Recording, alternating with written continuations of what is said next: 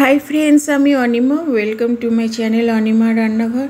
आज के आमी आलू बेगुन चिंगड़ी माछ दिए एक सुंदर रेसिपि आपनादेर साथे शेयर करब। तो चलुन आमी किभाबे बानाच्छि आज के आपनादेरके बोलबो। आमी एखाने एकटा कड़ाई निये नियेछि, एटा आमी पुरो सर्षेर तेल दिए बानाबो। आमी गोटा गोटा बेगुन माझखान थेके चिड़े धुए नुन हलुद माखिए रेखेछि। एबार तेल गरम हो गेছে, एर मध्य के आमी बेगुनगुलो एक एक करे सब दिए दिलाम। बेगुनगुलोके आमी लाल लाल करे भेजे नेब।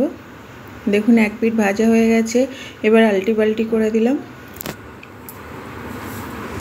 एमनि करे आमी सब बेगुनगुलोके भेजे नेब। देखुन এই বেগুনগুলো আমার সব ভাজা হয়ে গেছে।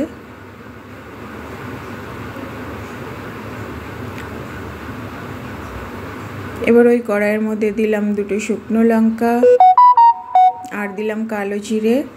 এবার আমি বড় সাইজের একটা পেঁয়াজ কেটে রেখেছি, তো পেঁয়াজটাকে দিয়ে দিলাম। পেঁয়াজটাকে আমি প্রথমে হালকা ভেজে নেব। আমি চিংড়ি মাছটা ধুয়ে নুন হলুদ মাখিয়ে ম্যারিনেট করে রেখেছি, তো পেঁয়াজটা ভাজা হলে পরে আমি চিংড়ি মাছটা এর মধ্যে দেব। পেঁয়াজটা আমার ভাজা হয়ে গেছে। এবার এর মধ্যে আমি ম্যারিনেট করা চিংড়ি মাছগুলোকে দিয়ে দিলাম। तो पेঁয়াজের সাথে চিংড়ি মাছটা আমি প্রথমে 2 মিনিট ফ্রাই করে নেব।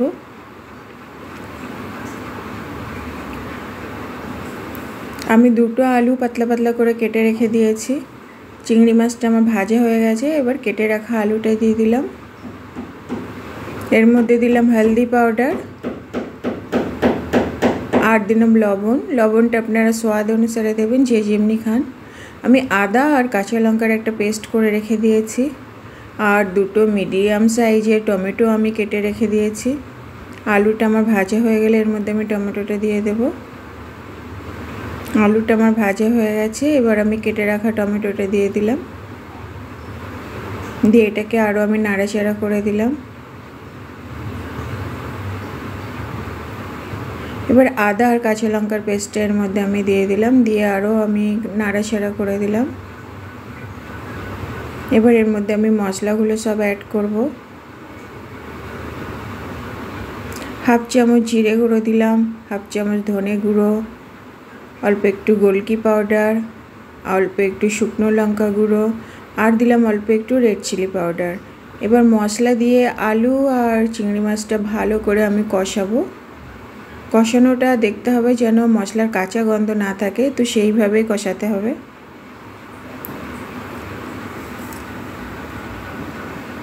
দেখুন আমার এটা ভালোভাবে কষানো হয়ে গেছে। এবার এর মধ্যে আমি পরিমাণ মতো জল দিয়ে দিলাম। ঝোলটা ফুটে গেলে তারপরে আমি ভেজে রাখা বেগুনগুলোকে এর মধ্যে দিয়ে দেব। ঝোলটা ফুটে গেছে। এবার বেগুনগুলোকে আমি এক এক করে দিয়ে দিলাম।